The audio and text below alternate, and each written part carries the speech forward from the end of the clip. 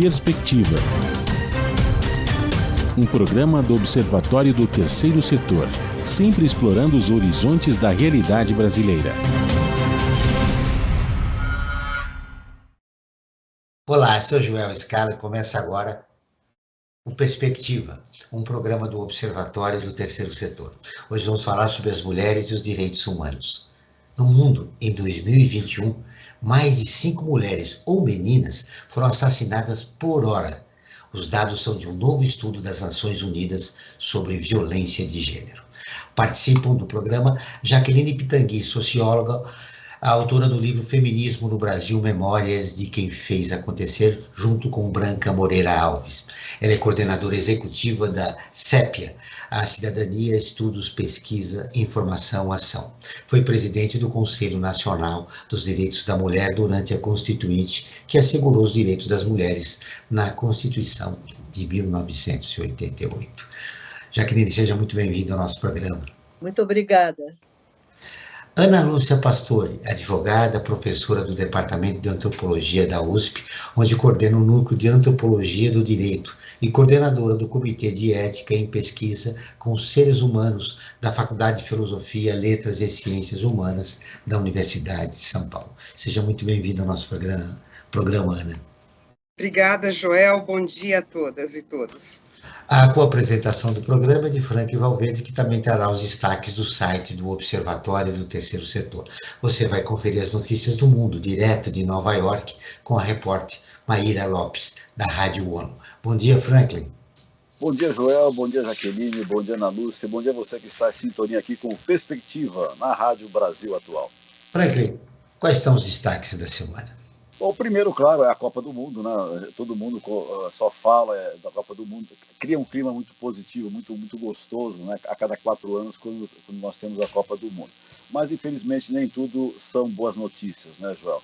Nós temos visto aí, ultimamente, o ódio ganhando espaço e se materializando, o que é pior ainda, né? Nós vimos aí, falando em Copa do Mundo, pessoas agredindo, nem que seja verbalmente, né, o cantor e compositor Gilberto Gil, ex-ministro da Cultura do Brasil, uma pessoa que tem um histórico reconhecido e respeitado por todos, até internacionalmente, e foi agredido por quê? Porque ele apoia a democracia. Vamos falar o português claro, com todas as letras, né? Que essas pessoas estão combatendo não é o Gilberto Gil, e sim a democracia. E além dentro dessa linha, né, desse ódio que tem sido alimentado no país nos últimos anos, nós vimos essa tragédia que aconteceu em Aracruz, no Espírito Santo, que um jovem invadiu uma escola e atirou uma série de pessoas, matando algumas delas e ferindo outras tantas. O que é importante dizer aqui? Não vamos nem entrar nos detalhes, porque acho que isso é uma coisa muito macabra. Mas o novo governo que vai entrar, o governo Lula, vai ter uma responsabilidade muito grande de pacificar esse país e voltar ao Brasil a ser o que o Brasil era antes. Um país que conseguia tolerar as diferenças, né? Sejam elas ideológicas, sejam elas de gênero, sejam elas raciais. O Brasil é um país que caminhava para um patamar civilizatório muito bom. E, no entanto, nesses últimos anos, em função, fundamentalmente, da má administração que o país foi jogado nesses 4 anos, tá? Está sendo alimentado pelo ódio. Isso tem que acabar, Joel. É verdade, Frank, e combater essa cultura de violência que foi desenvolvida nos últimos 4 anos. Mas vamos terminar, no início do programa, a falar de uma boa notícia. Você esteve no último sábado na Flip, lançando os 2 livros, né? O Concretudes e o Bolsonarianas. Conta um pouco para os nossos ouvintes. Então, o Concretudes é um livro que sintetiza 40 anos de poesia visual, é uma seleção da minha produção poética de 40 anos de poesia visual. E o Bolsonarianas são microcrônicas ilustradas, que, na verdade, como dizia o Darcy Ribeiro... né? Isso, exatamente. Esse é um livro, como dizia o Darcy Ribeiro, o Brasil só tem 2 saídas, né, para as pessoas.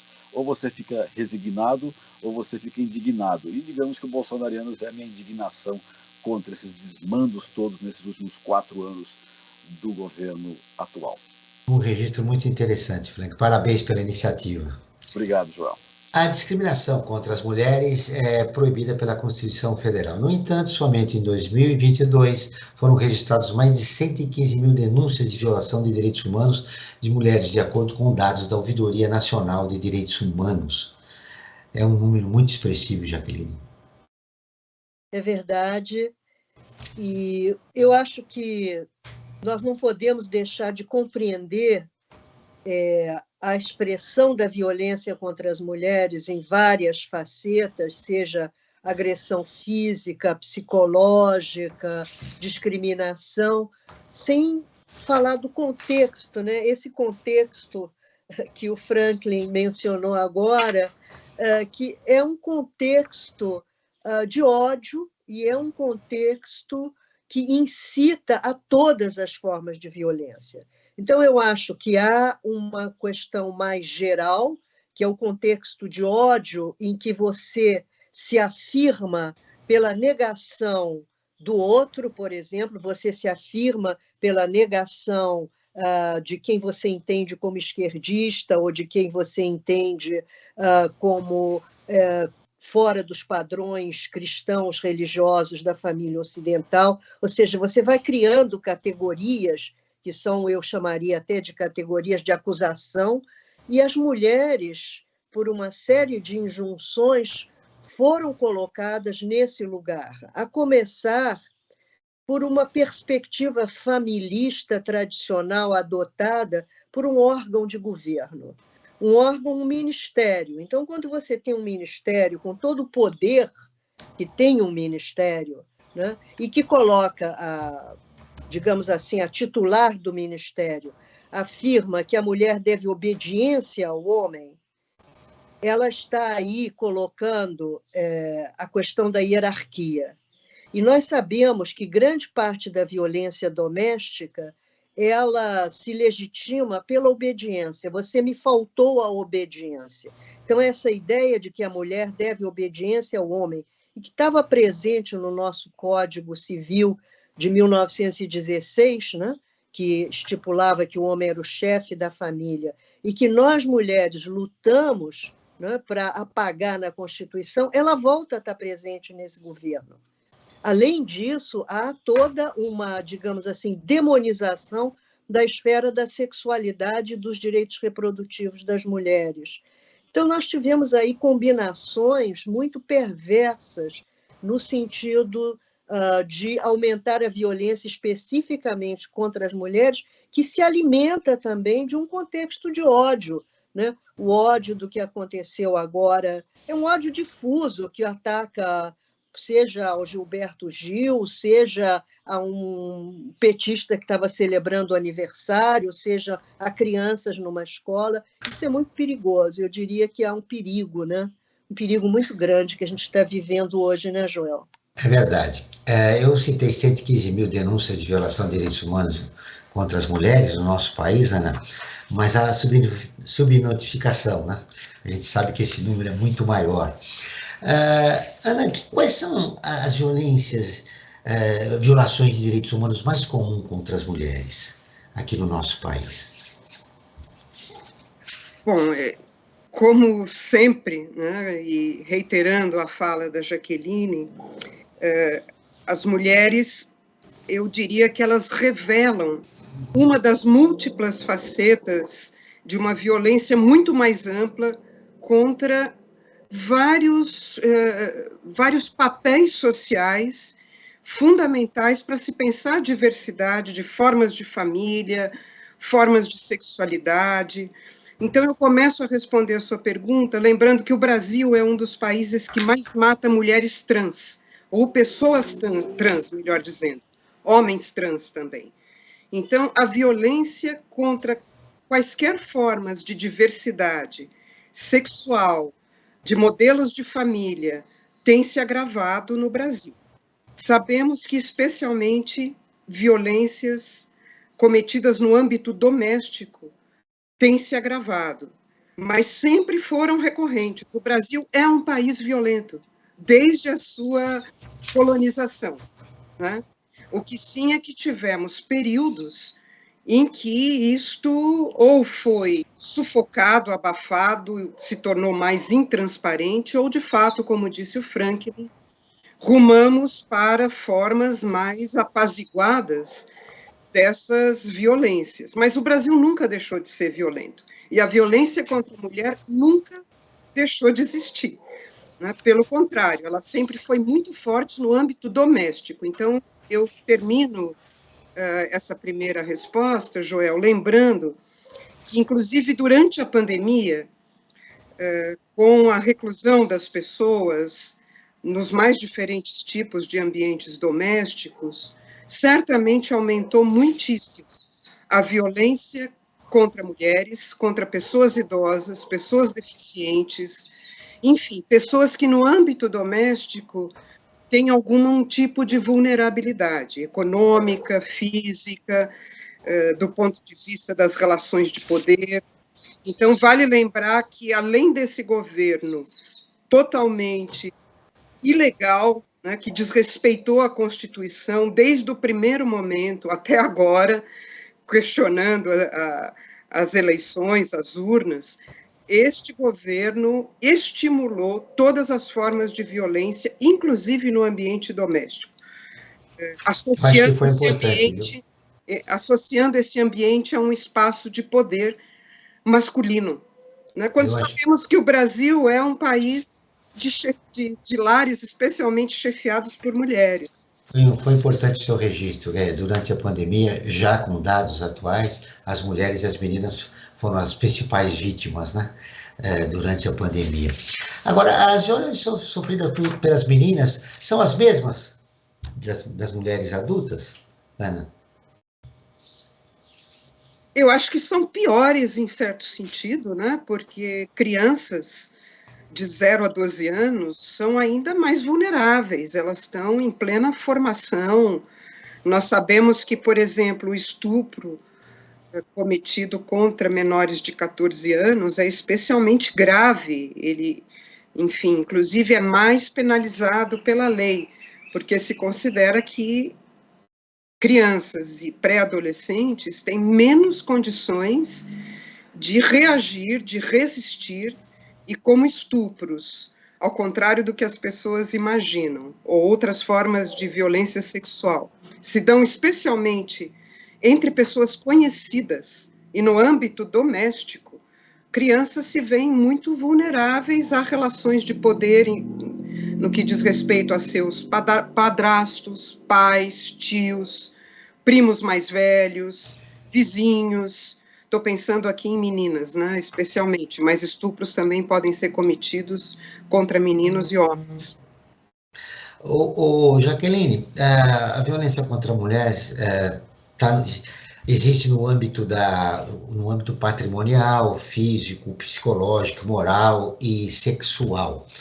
Na sua avaliação pelo trabalho que você vem realizando em relação à defesa das mulheres, dos direitos humanos das mulheres, qual é a violência mais comum no nosso país?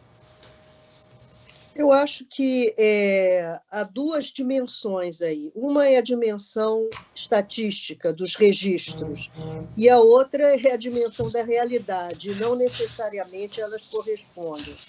Eu acho que, como eu disse anteriormente, a ideia de hierarquizar as relações entre homens e mulheres, ela em si fornece o alicerce para todas as formas de violência. E a violência psicológica, que frequentemente não é reportada, ela é, digamos assim, disseminada e naturalizada, né? Aquela coisa de você não entende nada, ou deixa que eu faço por você, né? Aquele homem que cuida a ponto de vulnerabilizar a mulher, não, você não sabe dirigir direito, você não deixa que eu faço. Então, há uma violência psicológica de vulnerabilização de mulheres e meninas, muitas vezes até nas escolas, que é muito presente e é muito difícil de mensurar. E eu queria só fazer uma consideração, é que, ao mesmo tempo que nós falamos do aumento da violência, é muito importante também falar do aumento da resistência. É muito importante reconhecer vitórias das mulheres. É muito importante reconhecer que, desde a Constituição, que foi pioneira mundialmente, ao inscrever como um direito constitucional, né, a defesa por parte do Estado, no sentido de coibir a violência intradoméstica, e é isso que vai dar o parâmetro legal para a Lei Maria da Penha, né, depois, em 2006, nós temos avançado no Brasil. É preciso não esquecer isso. Nós temos avançado.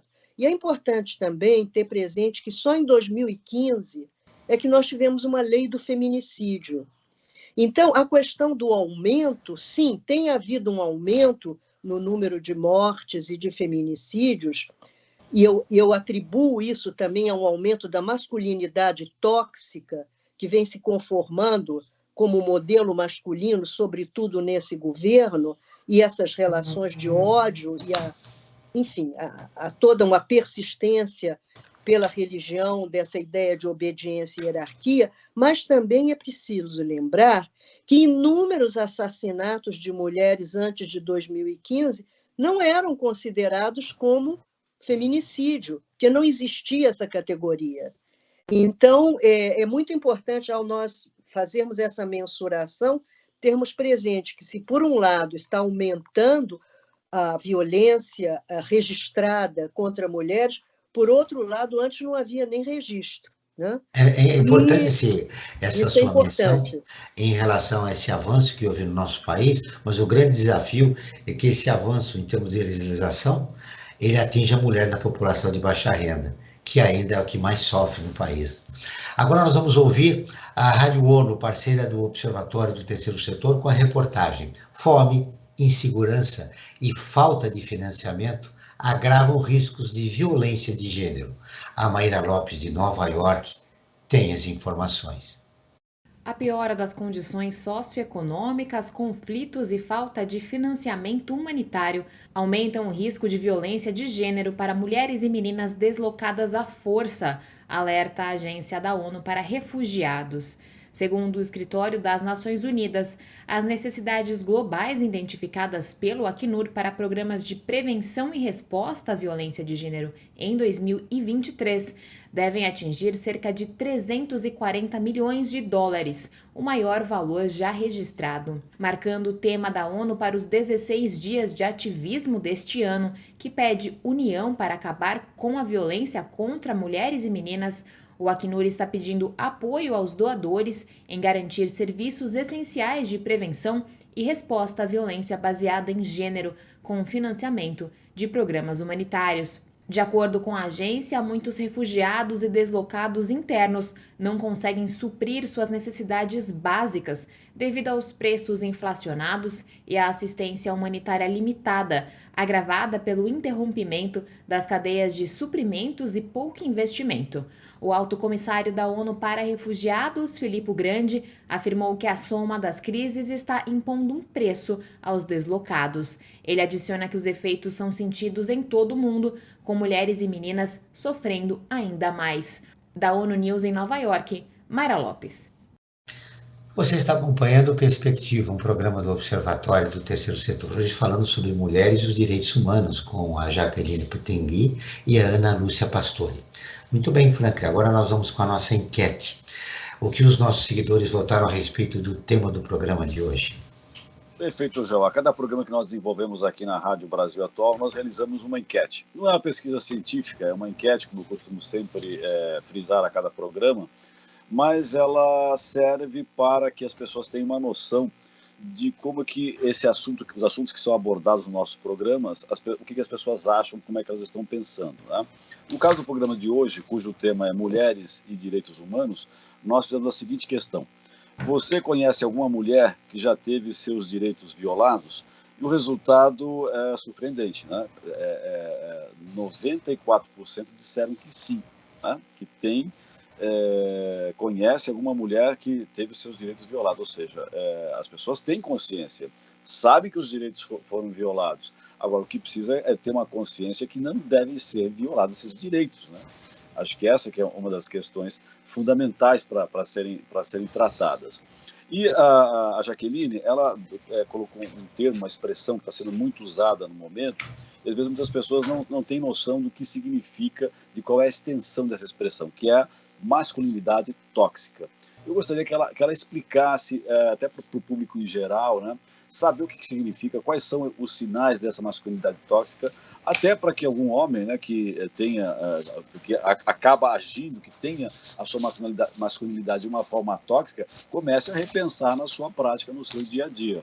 Então, Jaqueline... E na sua relação com as mulheres. Né? Exatamente. Gostaria que a Jaqueline começasse e depois a Ana Lúcia também continuasse essa explanação, para que as pessoas se conscientizem o que vem a ser isso, essa masculinidade tóxica, que é um termo novo até para muitas pessoas.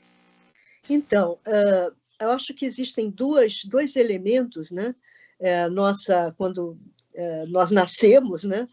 A questão anátomo-fisiológica, as diferenças biológicas entre homens e mulheres, e como é que você constrói, ao longo da vida, a identidade masculina e a identidade feminina. Né? E essa construção, né? Ela, obviamente, não se escreve numa página em branco, ela se escreve em corpos, e corpos que são diferentes, mas, ao mesmo tempo, ela imprime certas marcas. Então, vamos começar desde a infância. Menina é passiva, menina obedece, menina está dentro de casa, menino está no mundo externo, menino manda, menino pilota avião, menino comanda. Você tem aí o que a gente chama de estereótipos na educação. Esses estereótipos podem começar dentro de casa e na escola. Mas você tem aí também já, digamos assim, o germe de construir identidades masculinas e femininas que são apoiadas na ideia da hierarquia, da mais-valia do homem sobre a mulher. Quando o homem se dá mais valor e a sociedade atribui mais valor a ele que a mulher, ai, que pena, uma outra menina, não tive um filho homem, que horror, meu sobrenome, etc. E tal. Agora, isso não está apenas no âmbito da família, isso estava nos códigos legais durante séculos, né? Durante séculos era o homem, por exemplo, que comandava o espaço doméstico. A mulher não podia trabalhar sem a permissão do homem. O homem, como chefe da sociedade conjugal, fixava domicílio, tinha precedência sobre os filhos, obedecia.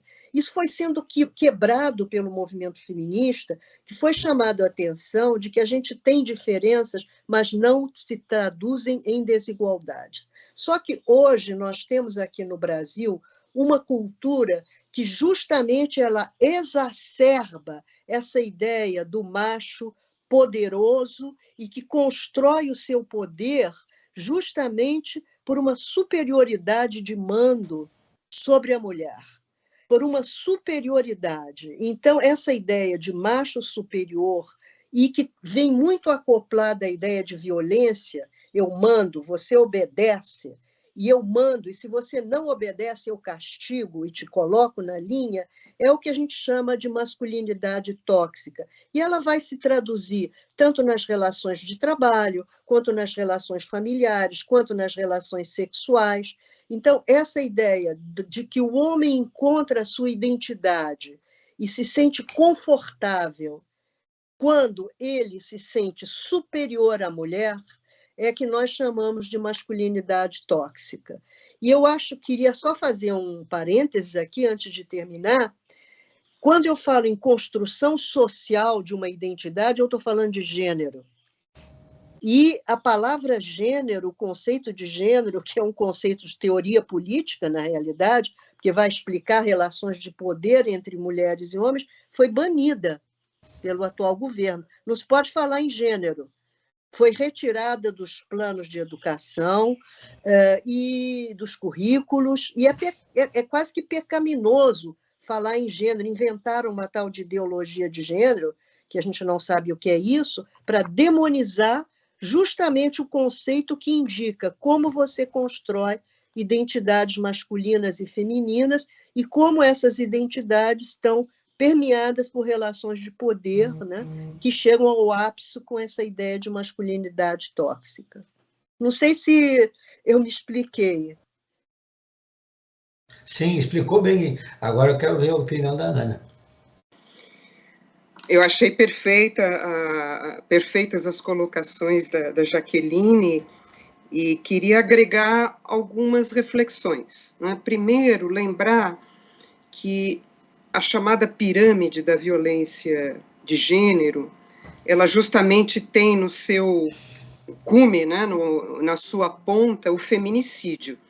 Mas, de fato, é na base que estão ali as violências, principalmente psicológicas, como a Jaqueline já falou, e que começam um circuito que, se não interrompido a tempo, pode terminar no assassinato de mulheres. Então, eu acho muito importante, de fato, pensar nessa masculinidade tóxica como especialmente atuando nessa base da pirâmide, nas relações de trabalho, nas relações domésticas, nisso que, inclusive, não produz provas materiais para que, muitas vezes, mulheres possam, de fato, denunciar assédios de toda ordem. É muito difícil provar esta violência que começa na base dessa pirâmide, né? Então, eu queria lembrar isso.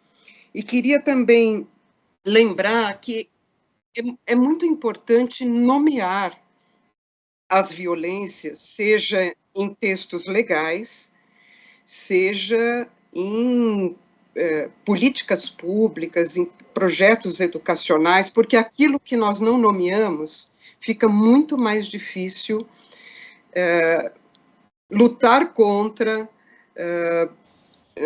localizar, atacar no sentido de coibir. Então, por exemplo, como a Jaqueline bem lembrou, feminicídio era algo que não tinha um lugar legal. Hoje é uma das principais agravantes do homicídio. Então, mas mesmo o feminicídio, vejam, né, em pleno governo ainda do PT, ele não conseguiu o texto legal, ele não conseguiu manter no texto legal o que estava previsto, que era a palavra gênero. Porque na proposta, né, no projeto de lei do feminicídio, Jaqueline pode me ajudar, me corrigir se eu cometer algum lapso, estava prevista a palavra gênero, ou seja, uma violência de gênero, porque isto cobriria, por exemplo, as mulheres trans. No entanto, o que passou, o que foi aprovado foi a palavra sexo feminino. Então, vejam, né, como mesmo num governo que ainda tinha toda uma proposta muito diferente desses 4 últimos anos de desgoverno federal, foi difícil fazer com que a compreensão do que é gênero ganhasse poder legal, porque é uma luta não de um governo, né? É uma luta transgeracional contra todo um processo educacional que vem de séculos de dominação, de patriarcado, né? Então, é uma luta que tem que ultrapassar governos, que tem que ser, de fato, um projeto de longo prazo, médio e longo prazo. Por isso, o texto constitucional é fundamental, ele tem que garantir que, seja qual for o governo, haverá essa bandeira do reconhecimento das relações de gênero, não como uma ideologia a ser combatida, mas como um respeito a ser cada vez mais conquistado. O Brasil não cumpriu 80% das orientações da ONU para evitar violações de direitos humanos, foi o que apontou o coletivo Revisão Periódica Universal, conjunto de organizações que monitoram violações de direitos humanos no Brasil. Bom, isso tem um efeito muito grande em relação às mulheres e às meninas aqui no nosso país, Jaqueline. Você que trouxe aí essa questão do relacionamento tóxico entre homem e mulher, é uma luta que tem que desconstruir uma cultura machista no país que já vem há muito tempo, né? Que afirmações, iniciativas, né, nós podemos desenvolver no país para combater essa cultura, né? Seja através de políticas públicas ou ações afirmativas.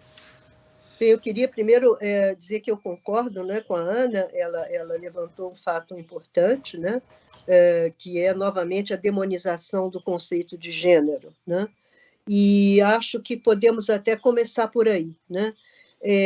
O que eu vejo com muita preocupação, Joel, é a introdução do divino, a introdução da palavra de Deus no espaço das leis e políticas públicas. E, se bem que isso sempre esteve presente, não é uma invenção atual, absolutamente, né? Nós sempre tivemos a Igreja Católica se colocando a favor ou contra determinadas legislações e políticas, e já nos governos anteriores a presença também dos evangélicos, com o que nós estamos assistindo hoje, e que eu acho que tem que ser desconstruído para que a gente possa efetivamente começar a construir o ambiente de tolerância com a diversidade, que é fundamental, né, para realmente trazer um fortalecimento dos direitos humanos na sua concepção mais geral, né?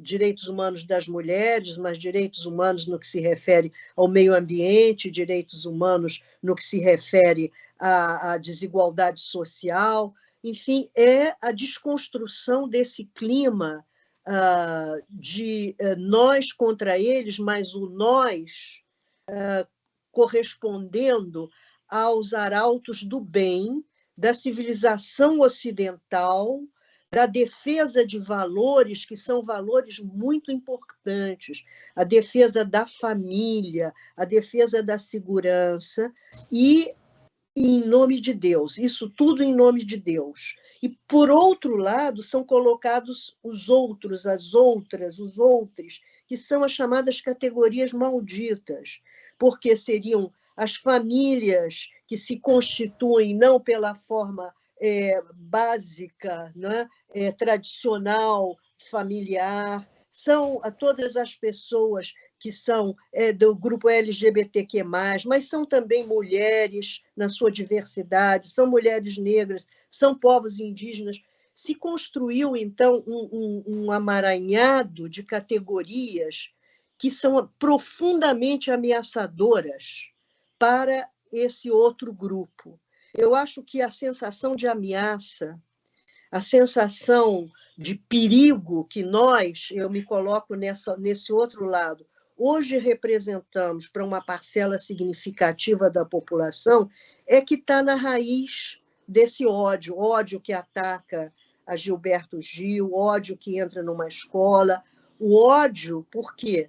É um ódio num sentido protetor. Eu estou aqui, e é um ódio que se legitima por isso, porque eu estou defendendo os alicerces da civilização ocidental que vocês vão destruir. Essa estratégia foi muito bem construída, essa estratégia ela é inviável se ela permanece com a afirmação de direitos humanos, seja quais forem. Porque os direitos humanos eles implicam em reconhecer esferas que são protegidas por direitos. E que, infelizmente, eles estão registrados aqui no nosso país de uma maneira negativa, né, os direitos humanos. Não, totalmente. Primeiro, há uma banalização, aquele negócio de direito humano é para proteger bandido. Mas nós já estamos num estágio mais para lá, né?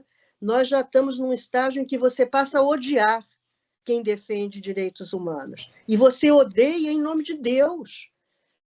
A gente tem que entender por que o bolsonarismo é tão forte, por que o bolsonarismo é tão importante, tão poderoso, muito além da figura do Bolsonaro.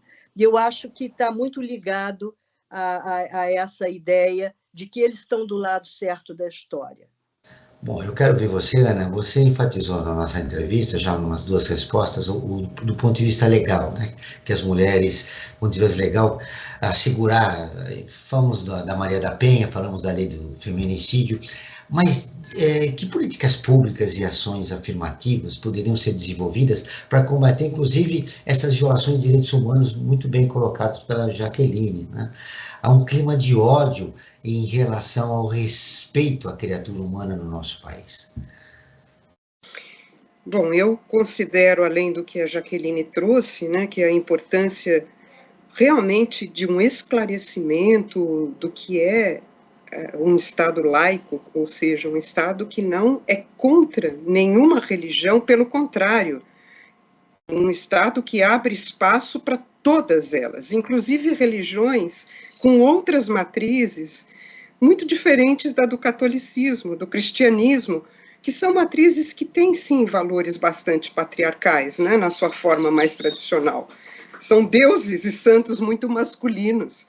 Então, por exemplo, não por acaso, nós vivemos também tempos de intolerância às religiões de matriz afro, que tem outra cosmologia, né, inclusive no que diz respeito ao feminino, mas, enfim, eu acho, Joel, que é preciso a continuidade das ações afirmativas em termos de políticas públicas, políticas de cotas, e especialmente no que diz respeito a gênero, políticas que valorizem cada vez a presença das mulheres em instituições e posições de poder, e mulheres negras.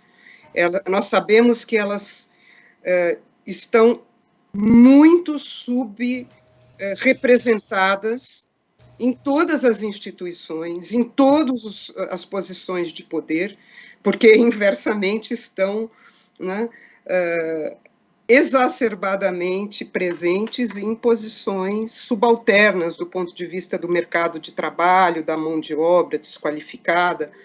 Então, a continuidade de políticas de ações afirmativas... menos, né? Parece que 15% menos que os homens em determinadas categorias profissionais. Inclusive em categorias profissionais que exigem qualificação, né? Bastante qualificação, o que dizer das não qualificadas. Então, diretamente respondendo, eu acho que esse governo federal tem que investir muito nisso, a começar pela própria nomeação de ministras, ministros, secretárias, secretários.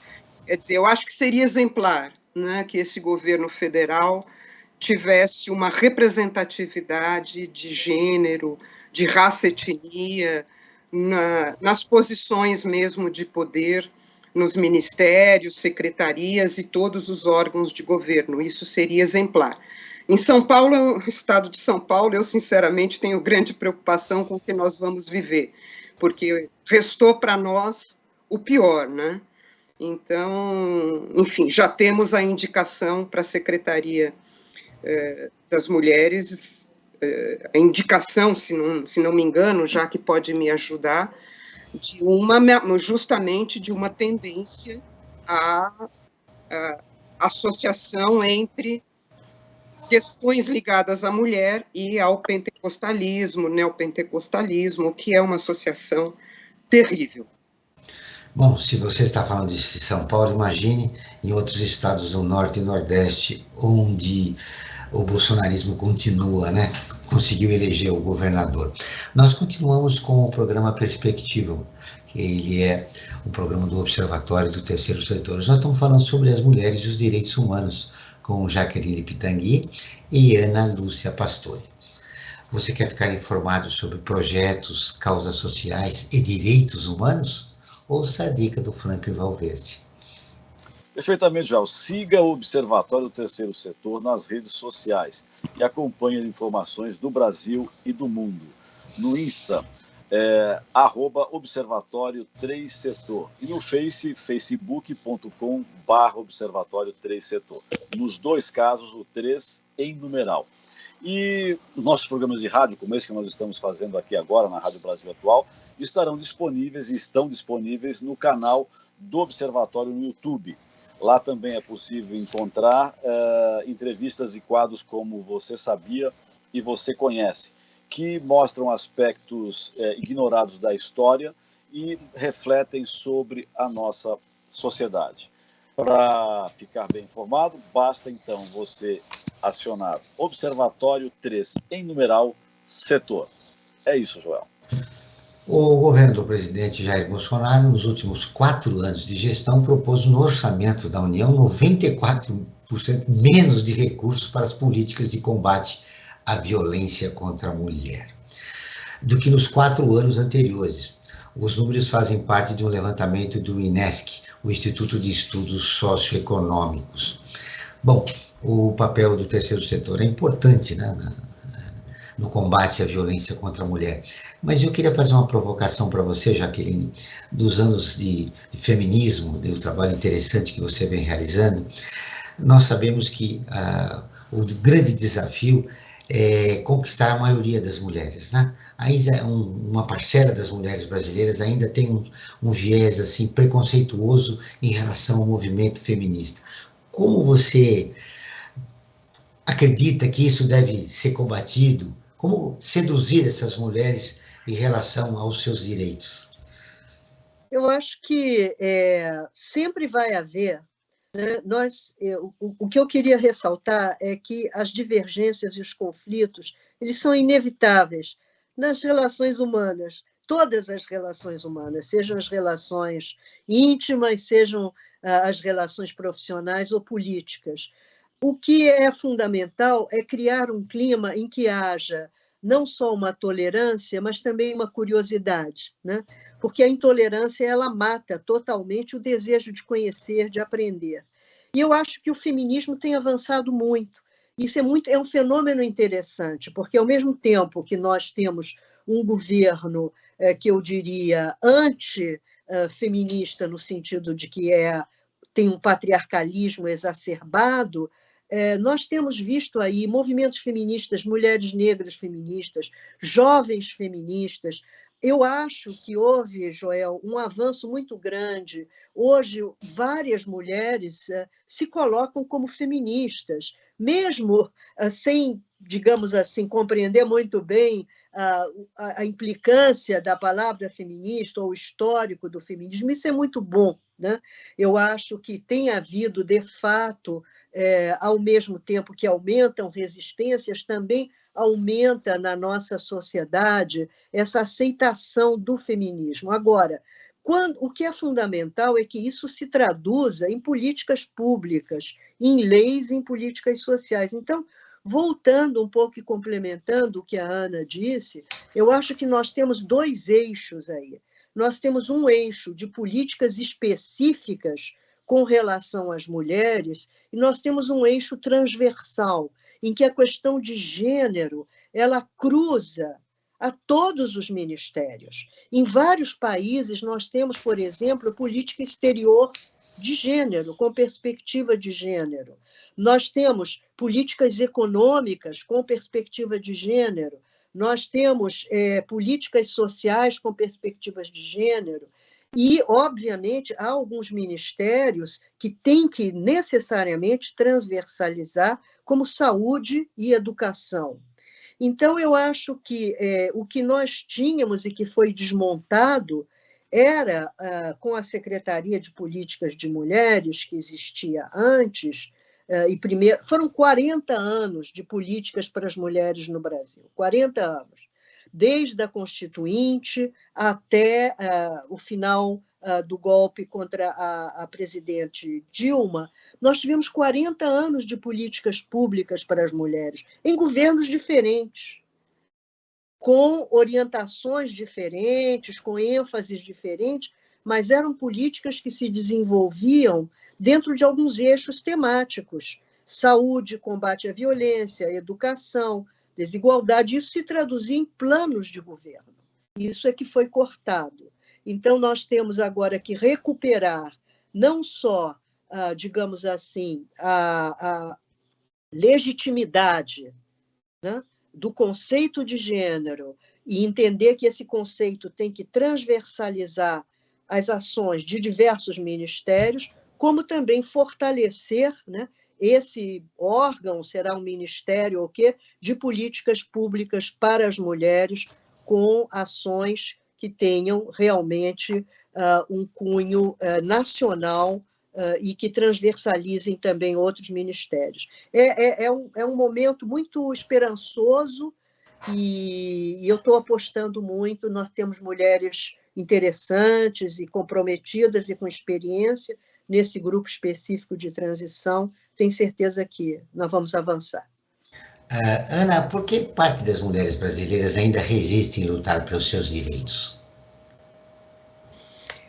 Acho que justamente porque, como a Jaqueline bem pontuou, né, o conceito de gênero ele não é sinônimo de sexo biológico. Ele se relaciona a relações de poder e a papéis sociais que são assumidos tanto por homens quanto mulheres. Então, há muitas mulheres que reproduzem a masculinidade tóxica, até por terem sido vítimas dessa masculinidade tóxica, né? Isso é muito grave. Então, não basta ser mulher do sexo feminino para ser feminista. Há muitos homens que têm uma perspectiva feminista, e isso é importantíssimo, porque o feminismo não tem que ser uma bandeira apenas das mulheres, né? Então, eu diria que há esse problema da reprodução, né, de padrões patriarcais também por mulheres, por meninas. Daí a relevância de que essas, principalmente meninas, adolescentes, cresçam em ambientes em que elas percebam se elas são ou não vítimas de violência e tenham espaço para serem ouvidas, para denunciar, para serem acolhidas, se for preciso, e até resguardadas dessas violências. Daí a importância das escolas. Eu entendo que as escolas, as universidades, enfim, o ambiente da educação é fundamental nessa virada, né, que nós precisamos dar para, pelo menos, voltar a certos patamares anteriores. E isso é importante em termos curriculares, ou seja, o novo Ministério da Educação, ele precisa, inclusive, recompor a escolha de livros escolares, que foi também fortemente atravessada por esse autoritarismo e essa masculinidade tóxica, né? As universidades precisam ser fortalecidas, as universidades federais foram alvo de todo tipo de desmonte durante esses 4 anos de governo federal, e tudo isto, como a Jaqueline pontuou, é atravessado por questões de gênero que precisam ser novamente reconstruídas. E acho fundamental que os currículos escolares sejam repensados nesse sentido. Né? Mais autoras, mulheres, lidas em aulas de literatura, aulas de história, de geografia, e também nas ciências exatas, nas biológicas, a valorização de trabalhos de cientistas mulheres, que são muitas pelo mundo, inclusive no Brasil. Né, dar realmente muita publicidade, por exemplo, às mulheres que foram protagonistas no Brasil durante a pandemia.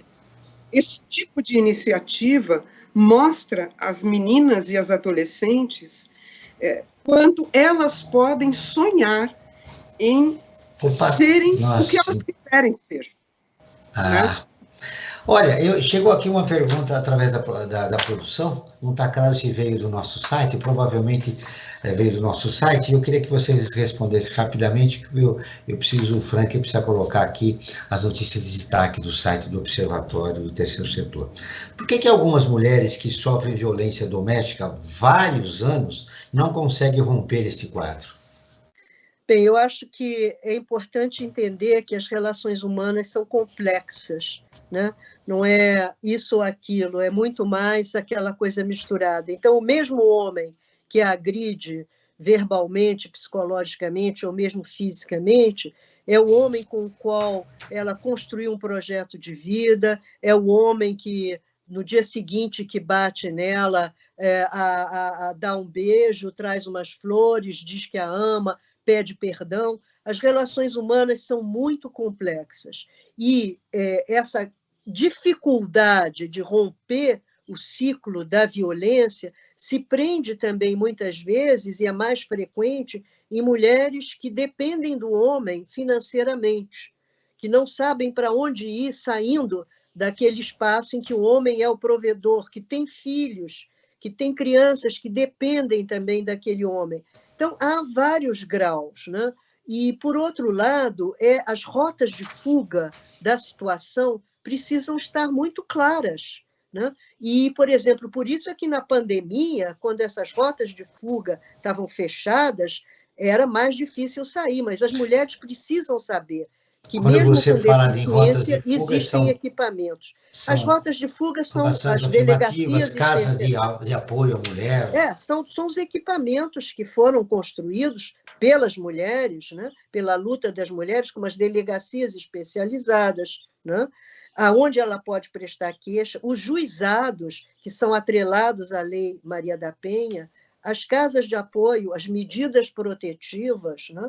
Então, há uma série de rotas de fuga institucionais, mas também há as rotas de fuga informais, casa de uma amiga, da mãe.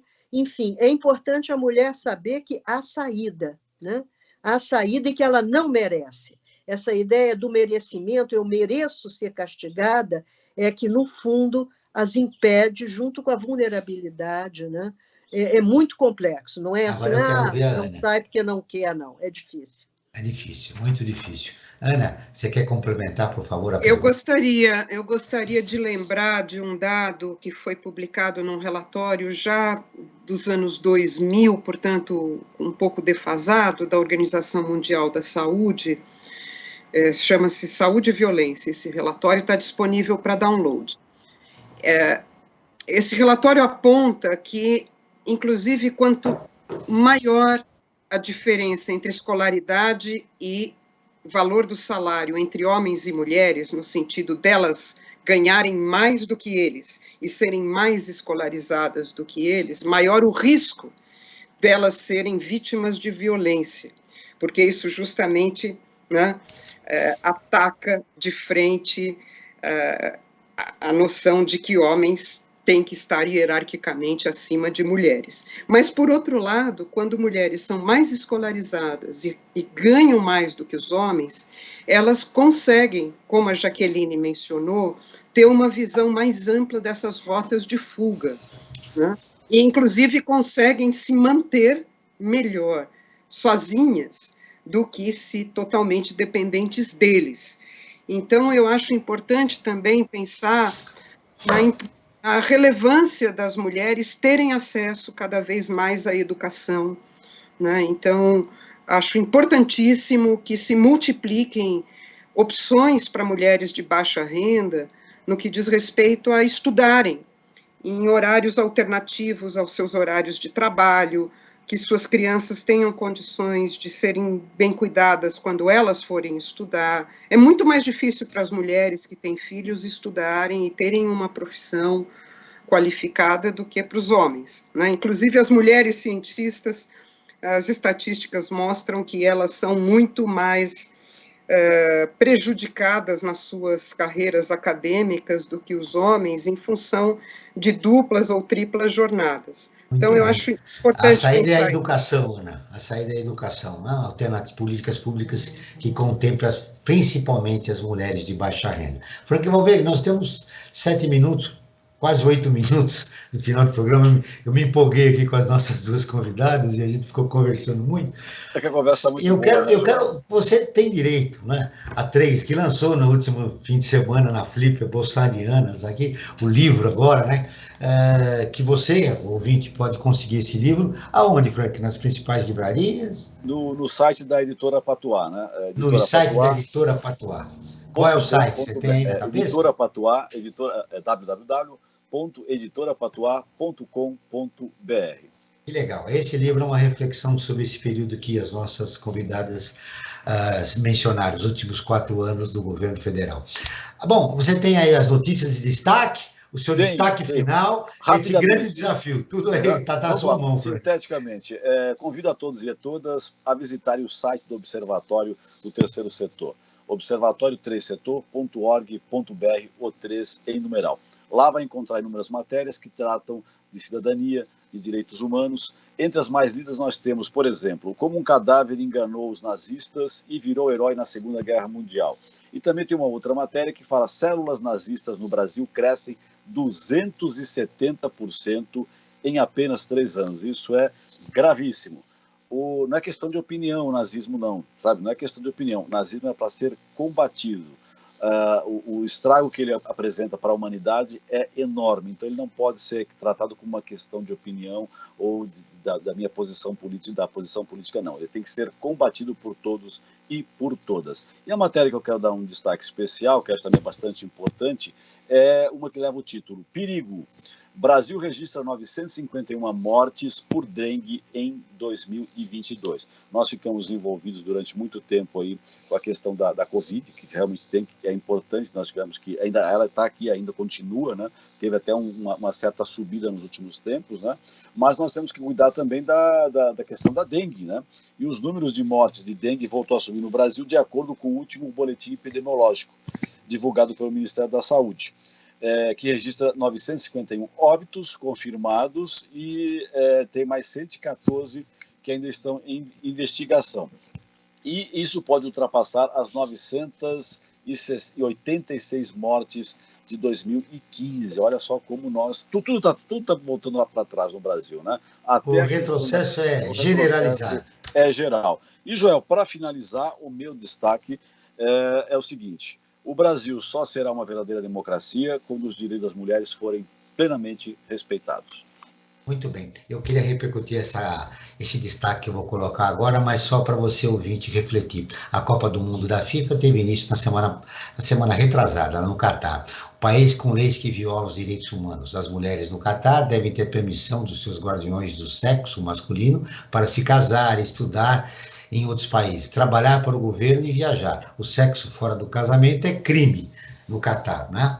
E a denúncia de estupro pode ser considerada uma confissão. Veja onde está sendo realizada a Copa do Mundo.